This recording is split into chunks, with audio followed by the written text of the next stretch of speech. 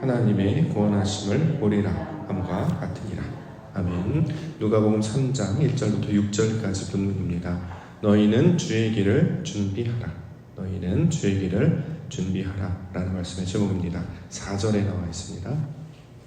4절 말씀. 선지자 이사야 책에 쓴 바 광야에서 외치는 자의 소리가 있어 이르되 너희는 주의 길을 준비하라. 그의 오실 길을 곧게 하라. 세례 요한은 이사야 선지자의 말씀을 그대로 실천하는 자였다. 자, 이렇게 지금 소개하고 있는 것이죠. 주의 길을 준비하라. 그의 오실 길을 곧게 하는 자로 지금 소개하고 있습니다.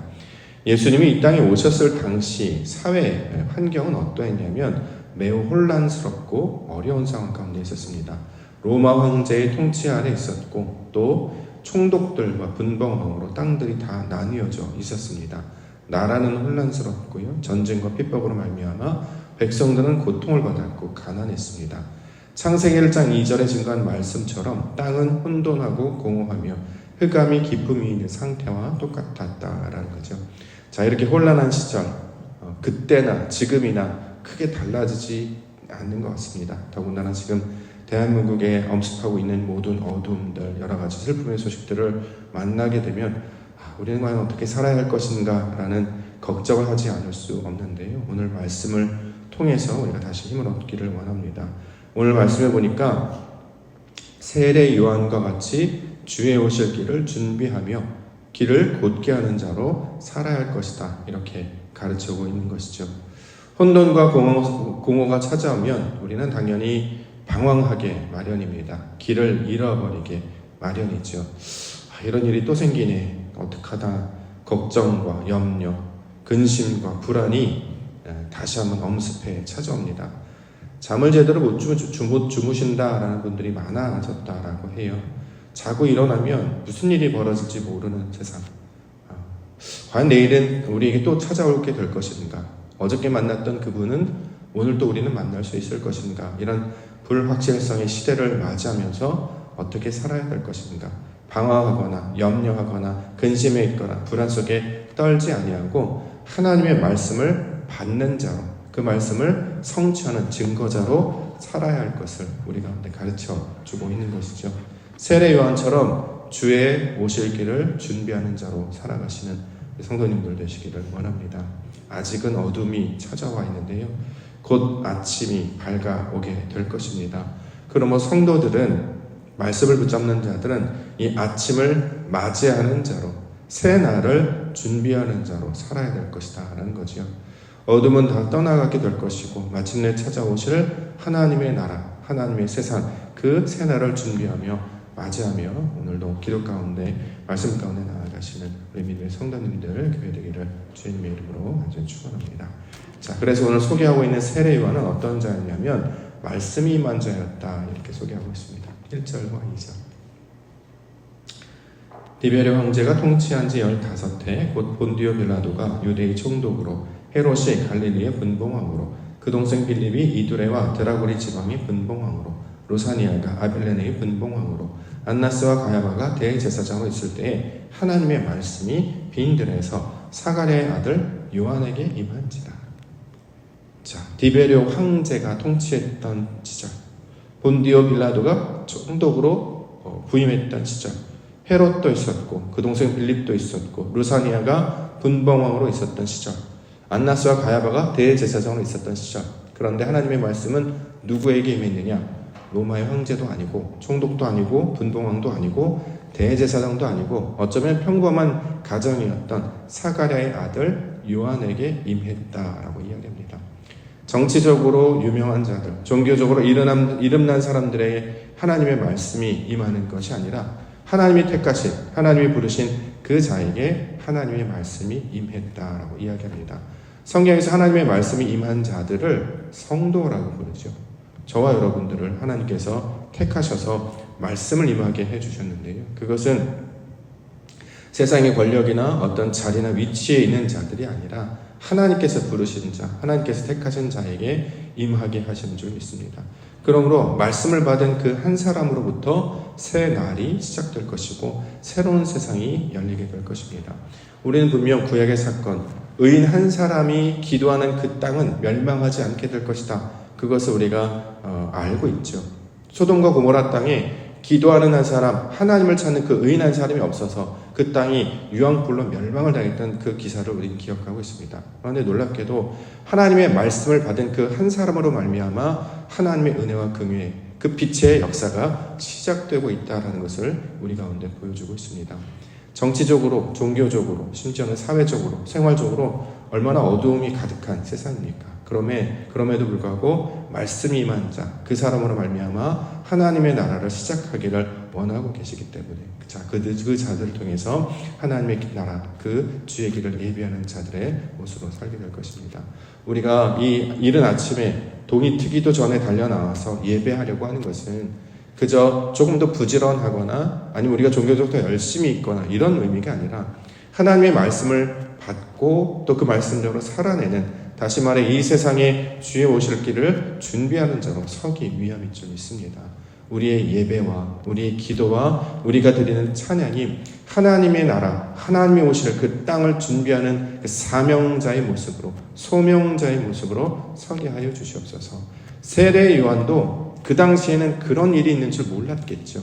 시간이 지난 다음에 성경이 그를 하나님의 말씀이 임한 자로 평가하는 것처럼 우리도 우리 스스로가 이렇게 하는 것을 어떻게 될지 모릅니다. 그러나 성경에 비추어서 생각해 본다면 이 말씀을 받았던 그 한 사람으로부터 주님의 역사가 시작되기 시작했던 것처럼 우리가 그 소돔과 고모라 땅에 하나님의 이름을 붙잡고 주의 오실 길을 기대하며 기도하며 나아가면 분명히 하나님의 영광과 은혜가 그 기도를 통해서 시작될 것이라고 확신합니다.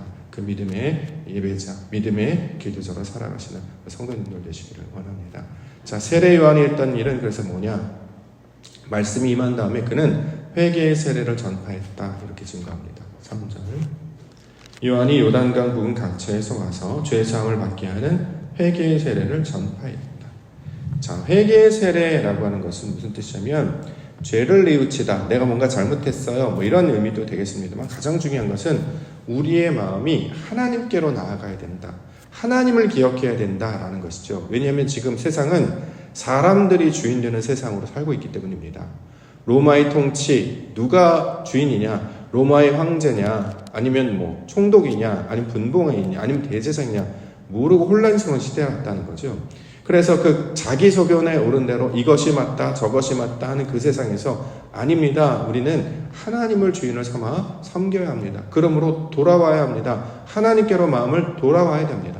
죄사함을 받게 한다라고 하는 것은 어둠에서 벗어나는 걸 말하는 거잖아요. 무지의 상태에서 벗어나는 것, 빛이 없는 그 부재의 상태에서 벗어나는 게 죄사함이기 때문에 그동안 우리는 어둠 가운데 있었는데 그 빛으로 나와야 합니다. 그 빛을 향해 나아가야 합니다. 하나님을 우리가 기억해야 됩니다. 라고 말하는 것이 이 회개의 세례를 전파하는 모양과 똑같다라는 것입니다. 유대인들이 중요하게 여겼던 게 있었죠. 혈통. 우리가 남이야 이거잖아요. 다른 게 아니라 우리가 우리도 여기 남아져 있죠. 혈연, 가족관계, 지연, 이런 아는 관계 또는 같이 누군가 아는 건 학연, 같은 학교 출신들, 어느 학교 출신들, 어느 학교 출신들 이런 거 나오면 우리가 남이야 이런 거 이제 한단 말이죠. 보면 무엇이 잘못됐고 무엇이 틀렸는지 사람들이 분별을 하지 못하는 거예요. 왜냐하면 그 사람이 잘못했어도 관계가 있으면 잘못됐다 이야기하기 어렵단 말이죠.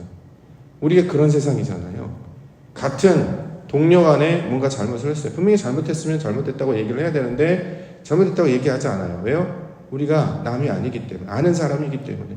그래서 사람들은 자기네들끼리 뭉치고 자기네들이 힘을 얻어서 마치 세상의 주인인 것처럼 주인 노릇을 하려고 하는 세상 가운데 살아간다라는 거죠. 그때 세례요한은 어떻게 되냐? 그게 아니라 하나님이 주인이시다. 하나님이 주인이시다. 자, 이것을 선포하며 전파하며 말씀의 사람으로 살아가고 있다라는 거죠. 또 하나 유대인들이 중요하게 여겼던 게 바로 전통입니다. 전통. 이걸 다른 말로 장로들의 유전이라고 성경에서 번역을 해왔죠. 계속해서 물려내려온 것. 이것이 왜 물려내려왔는지 아무도 모릅니다. 근데 지켜왔어요. 그렇게 하자고 했어요. 그러다 보니까 이게 생명력이 없어 다 잃어버렸는데 여전히 죽은 시체처럼 있는데 그걸 치워버리지 못하고 계속 붙들며 살아왔다는 거죠. 예를 들어서 어떤 형식, 어떤 물건, 어떤 규칙, 이런 거 처음에 할 때는 의미가 있었어요. 아, 이렇게 하는 게 좋겠다. 그럼 그렇게 정했습니다. 근데 지금 시대가 변했고 사람이 변했는데 그럼 이게 사라져야 된단 말이죠.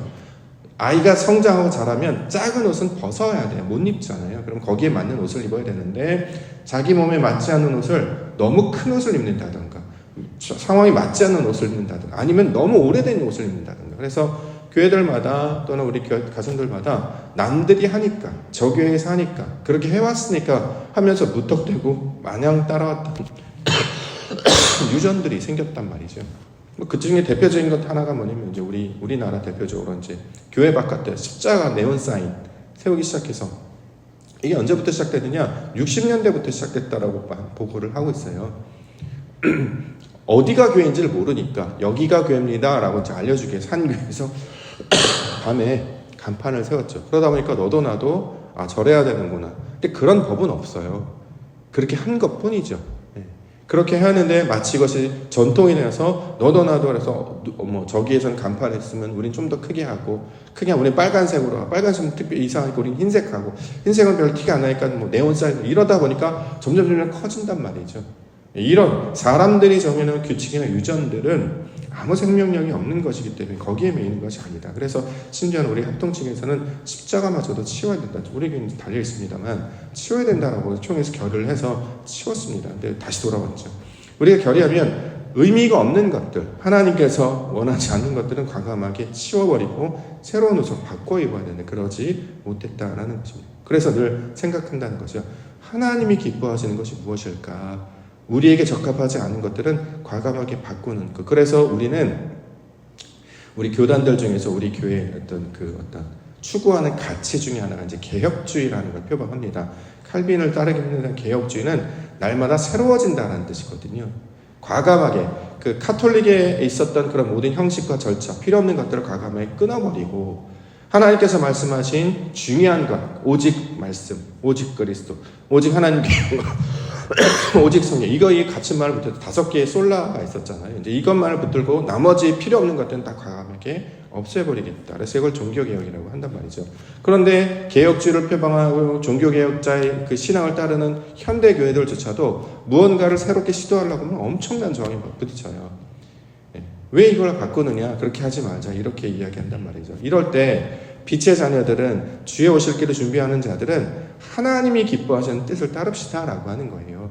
사람이 정해놓은 규칙, 누군가 하자고 해서 정했던 규칙이 우리에게 적합하지 않으면 과감하게 바꿀 수 있는 것. 그래서 하나님이 기뻐하시는 뜻을 따라야 된다. 혈연도 아니요, 지연도 아니요, 학연도 아니요, 사람들의 관계도 아니요, 게바파, 아볼로파, 누구파, 바울파 이런 것이 아니라 오직 그리스도를 따르는 자들이 되는 것. 이게 바로 회개의 세례를 전파하는 자의 모습이 된다라는 것입니다. 5절과 6절.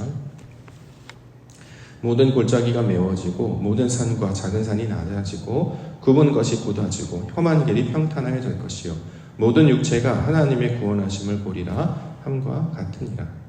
자, 하나님의 구원하심을 보리라. 자, 이게 무엇이냐면 하나님 앞에서 모든 것이 똑같다라는 거죠. 위에서 보면 똑같다. 그런데 사람들이 이 땅에서 무슨 역할을 합니까? 누가 크냐 이러고 살고 있다는 거예요. 누가 먼저냐? 누가 먼저 된 자고 나중 된 자냐? 누가 크냐? 이거 갖고 다툰다는 거예요. 근데 하나님 앞에서 보면 다 똑같을 뿐이죠. 모든 산이 낮아지고 굽은 것이 곧아지고 위에서 보면 다 똑같이 보이지 않습니까? 이게 이제 바로 그런 뜻이다라는 거죠. 하나님의 시선과 하나님의 눈높이에서 우리의 것들 말하는 것이 아니라 세상 가운데 예를 들어서 그것이 이념이 될 수도 있어요. 이것이 옳다, 저것이 옳다. 또는 어떤 신앙적 관념이나 주의 또는 전통이나 유전 이거 갖고 사람들이 이것이 옳다, 저것이 옳다 이야기한단 말이죠. 근데 그런 것에서 벗어나서 우리는 다 하나님의 구원하심을 볼 수 있어야 한다. 하나님의 영광 가운데 나아가야 된다. 그래서 사람들의 주장이 아니라 오직 말씀 앞에 모두가 엎드린 사건, 하나님의 긍휼하심을 바라보는 사건이 있어야 될 것이다. 자, 이것을 가르쳐주고 있는 것이죠. 아무리 이것이 옳다, 저것이 옳다라고 해도 사람들의 죽음 앞에, 죽음의 소식 앞에 모두가 숙연해질 수밖에 없지 않습니까?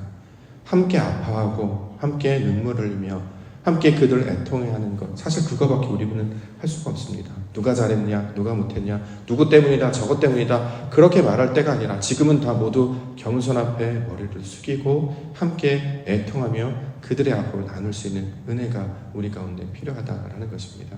그러면 믿는 자들이라고 한다면, 성도들이라고 한다면 불의에 맞서 어둠을 밝히는 불을 들어야 할 것이고, 아픈 자들을 위해서 뭐 이래야 맞다 저래야 맞다 하는 것이 아니라 그들과 함께 애통해야 할 수 있는 마음을 가져야 될 것이며, 또 그들을 위해서 기도하고 그들을 위해서 돕는 그런 모습들이 하나님의 말씀을 받은 자들로부터 시작돼야 될 것을 우리가 가르쳐주고 있는 것입니다. 오늘도 주님 앞에서 우리가 말씀을 받은 자로 살아가는데요, 세상의 여러 가지 흉흉한 소식들, 그것이 정치적으로든 사회적으로든 또는 사건 사고든 우리의 마음을 아프게 하고 또 속상해하고 무너뜨리게 하고 있습니다. 그러나 그 가운데서도 하나님의 은혜를 바라보며 새로운 날이 올 것을 기대하며 우리가 세상 가운데 진리를 말하고 또 그들과 함께 손을 맞잡고 함께 애통해하며 그들과 슬픔을 나누는 그 위로가 이 땅 가운데 임하여 줄 수 있도록 우리의 마음을 같이 하는 우리 믿음의 성도와 교회가 되기를 원합니다.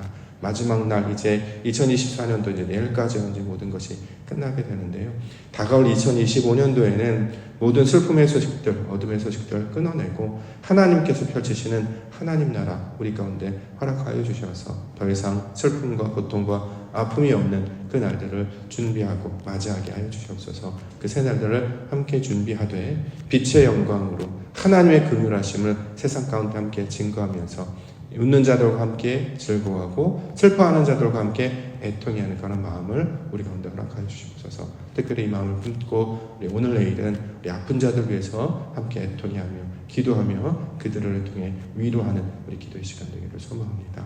우리 하나님의 나라 목토계를 주신 하나님의 사명 감당할 수 있는 성도님들과 교회 되시기를 주님의 이름으로 축원합니다.